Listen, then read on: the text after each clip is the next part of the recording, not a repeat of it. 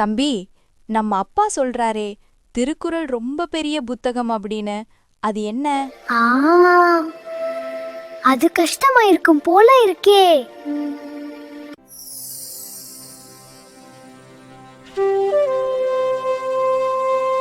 நான் தான் திருவள்ளுவர்.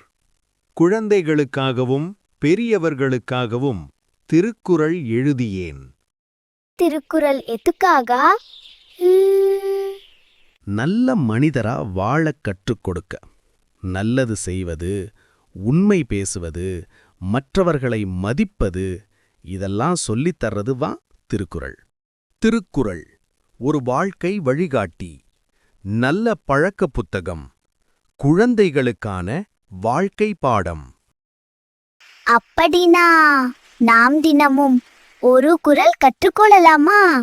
அதா ரொம்ப நல்ல ஐடியா. நாளைக்கு முதல் திருக்குறள் கற்றுக்கொள்வோமா? நீங்களும் நாளைக்கு வரணும். நல்ல குழந்தைகளா வளரணும்னா திருக்குறள் கற்றுக்கோங்க. பை गाइस, நாளைக்கு பார்க்கலாம்.